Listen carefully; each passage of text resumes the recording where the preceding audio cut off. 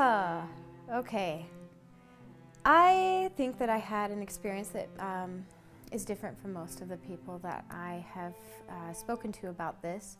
I've heard a lot of people talk about knowing their whole lives. Someone described it to me as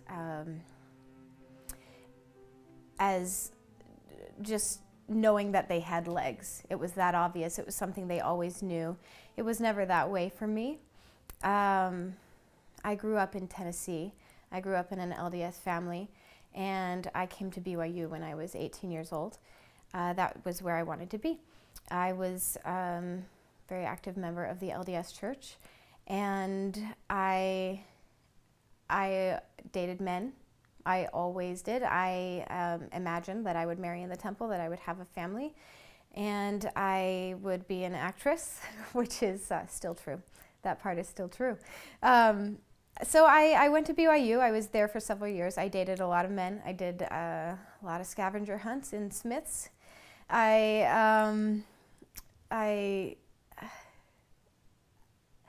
guess I shouldn't skip this part. I was actually engaged to a man once. Very briefly, one of those classic BYU romances you hear about. We met, we connected very deeply and emotionally and spiritually and physically, and were in love. And a month and a half later, I had a ring on my finger. I didn't realize when we broke up that what the possible reason was, or that it was because I was gay. It just felt like a lot of pressure on me. But it was very quickly after that experience that I went on a study abroad to London with the theater department at BYU and fell in love with my best friend. And I guess from then on, I kind of knew. During that experience, I became very close with her. I cared about her a lot. We were affectionate. And I spent the next year really close to her, just wanting her to be happy is the way I felt, and not knowing what to do with these feelings. And it was the first time in my life that I realized that I was attracted to someone who was a member of the same sex. And I guess looking back, previously, I can maybe make some sense of some experiences, some people that I had wanted to be close to, some girls that I had wanted to be close to when I was younger, but I never put two and two together until then. It was conscious for the first time, at least at that point. And I spent about a year there in that place where I was feeling like I was in love with her and couldn't do anything about it or tell anyone about it. And at the same time that I had these strong feelings for her, I also began to be a little more curious in general about women. And it was something that became inevitable for me to experience. It wasn't going to go away until I knew something. But still, though, I was active. I went to church. I was a studier of the Mormon religion, I believe. It was about my faith and about my testimony, but I also really loved to know the intricacies of the plan of the gospel and how it all fit together. It had always seemed perfect to me until this point.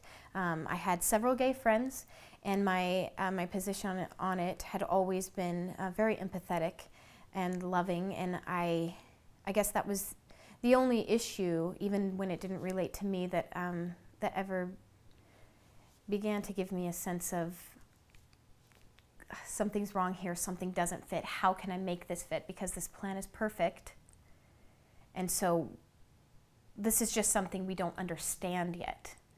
And so how does it fit in the puzzle? It was very important to me that I knew the answers to that. And then it became personal with my own experience. So actually, it was about a year after I first I first recognized my feelings for my friend that I actually had a romantic or a physical experience with a woman, and I thought I was going to be ready for it. I actually kind of freaked out because I thought that whole year my mind had been, or that I was mentally preparing for that experience that was inevitable. But I freaked out a little bit. I thought, okay, well now I've had this experience. I got it out of my system. Now I can just go back to the life that I always said I was going to live, but it didn't turn out that way at all. That woman I actually was in a relationship with for 4 years, the first year and a half of which I was still attending BYU. So I was very careful about it. It began to feel like a burden that I was carrying, even though I knew my feelings and my intentions were pure, and that it was only love that I was experiencing. I did have a sense of guilt carrying it around, mostly just because I was bearing a secret. Once I had a couple of friends to talk to about it, that helped get me through the rest of college anyway. But the hardest part for me was letting my friends and family know. My family has been nothing but supportive. They were actually very, very wonderful when I did tell them, but growing up, I was never very open with them about intimate details in my life, about personal things. When I talk to my family, I get excited about talking about my career to them. That's the way we talk.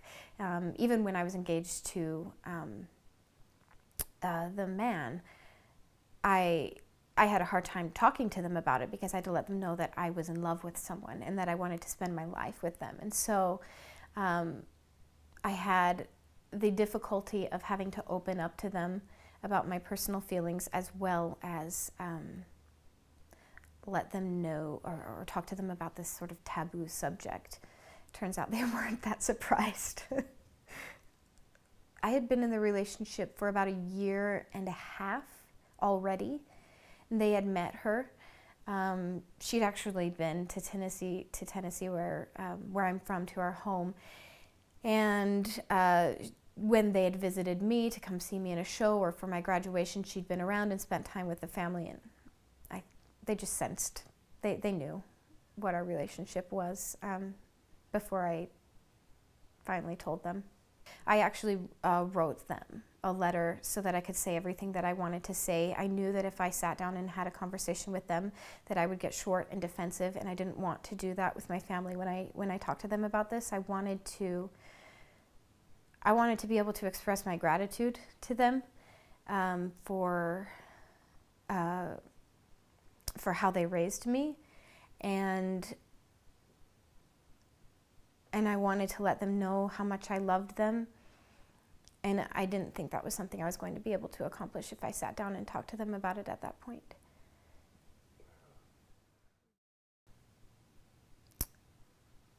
Yeah, I guess during that year, I don't know, where I am right now, it's interesting to me to look back at this because it seems like such a different life, because I love who I am now. I'm very comfortable with myself now. I don't live a life actively inside the LDS Church. And I take issue with some political actions that have been taken in the last several years. However, I am also very grateful for some principles and values that were instilled in me because of the way I was raised.